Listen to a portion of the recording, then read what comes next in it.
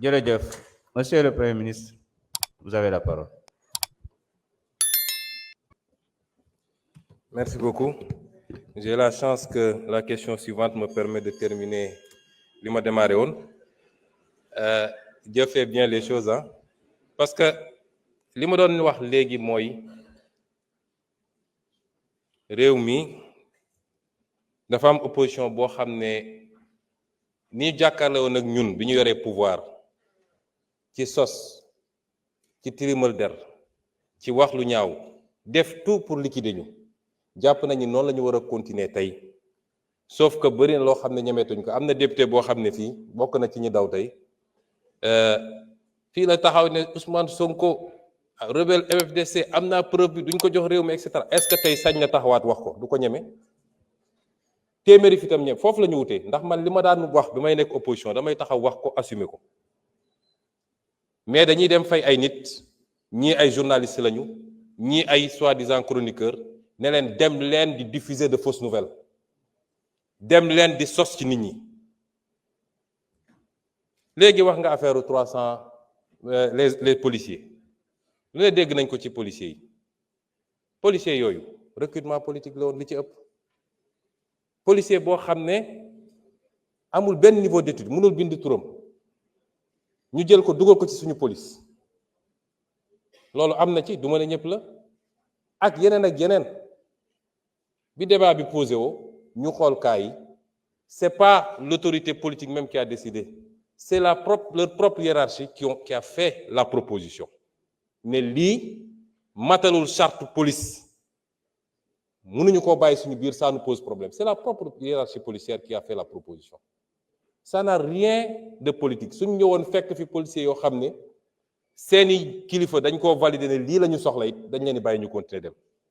ngeen bëgg a utiliser loolu en pensant que c'est un secteur sensible, c'est des gens qui ont une formation qui peuvent demain se sortir manifester xeex ak alkaati ngeen nekk ci yooyu. c'est-à-dire suba ba ngoon jot seen ñaan mooy réew mi déstabiliser wu pour ñu ne problème am na fi.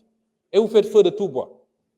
Et vous utilisez souvent, malheureusement, des gens que je qualifie d'inconscients. Nous sommes plateau di wax. Par rapport à la question posée par l'honorable député, dama wax sànq ni la politique pénale est définie par le pouvoir exécutif. Ci domaine bii maanaam annoncé ko Sénégal yépp nag désormais la politique pénale c'est zéro tolérance en la matière. ma wax ko ñëpp sur le fondement de la constitution de la République du Sénégal non contre Pape Djibril Fall amoo sañ-sañ xëy rek dugg ci moom dugg ci këram tudd jabaram tudd doomam saaga ko wax lu ne au nom de la politique. Est-ce que vous l'accepteriez-vous? Il faut mu jeex ci réew mi. Ce sera zéro tolérance désormais dans ce pays. Diffusion de fausses nouvelles, ce sera zéro tolérance dans ce pays. Que chacun assume. On vous garantit à tout le monde la liberté d'expression. Mais on ne vous garantit pas ce qui va suivre après. Ku nekk na assumer lu muy wax. Kenn ragalu fi opposition. La preuve, je suis le premier ministre qui vient le plus à l'Assemblée. Depuis que je suis en politique, j'ai toujours invité les gens au débat public. Fii laa daan taxaw, j'étais un député de Pastef. Assemblée bi fees fii laay taxaw wax li may wax teg samay fait teg samay chiffres. Donc nous on n'a pas peur du débat. Mais lii ngeen bëgg a nekkee ci réew mi suñ ko bàyyee fi muy jëm du yoon. te nag kenn ku ne na koy natt ci boppam. Le juge bi nga xam ne andil nañ ko nit kooku avouer devant le juge ni lii maa ko wax maa ko def mu soofantal ko relaxé ko ne c'est pas grave te juge boobu buñ ko waxoon le 10e de ça ñu ne outrage à magistrat loolu du yoon.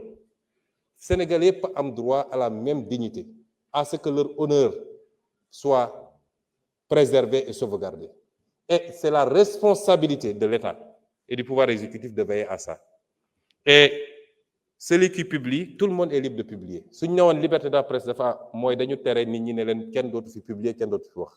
Chaque jour antenne yi ubbeeku na. Chacun est libre de publier, chacun est libre de parler. Mais ci la ngay wax ak la ngay jëf suñ la nee Ousmane Sonko sàcc na nga am preuve ni Ousmane Sonko sàcc na boo ko publier wul baakaar nga da nga ko war a publier mais boo amul firnde ni Ousmane Sonko sàcc na bul dem bind ne Ousmane Sonko sàcc na. Le journalisme aussi c'est le contrôle la vérification de l'information.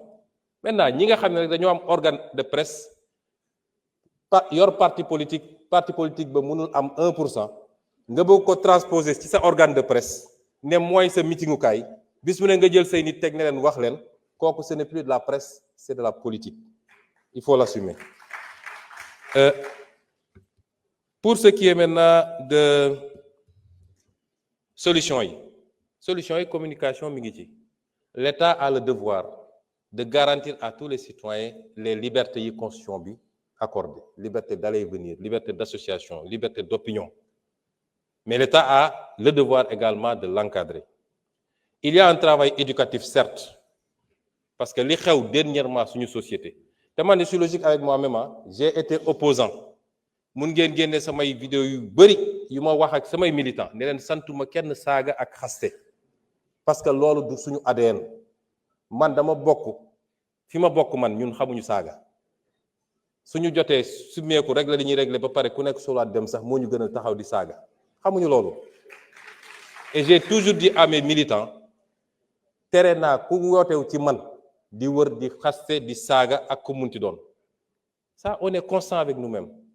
Mais le développement de ce phénomène ces derniers temps appelle plusieurs réponses defe naa am na un volet éducatif ñu war koo démarrer nag à la base ci ndaw ñi parce que tubaab bi daf ñoo defaral ay outils jox ñu waaye usage bi defe naa dañ ciy xaababal ñu teel a former barki démb maa ngi doon def fii marche ak xale yi xale bi jigéen bi wax ci turu xale yi dafa insister sur la protection des enfants contre les abus sur Internet. tey kenn ku ne ci ñun war nga am looy tiit su dee sa doom mi ngi fréquenter Internet loolu il faut ñu xool nuñ koy gérer il faut mu am communication il faut mu am éducation il faut mu am waxtaanaat suñu biir mais il faut mu am fermeté également dans la gestion de certaines dérives loolu mënul ñàkk ci mbir mi également. ma dellu si waat aussi ci li ñu wax ci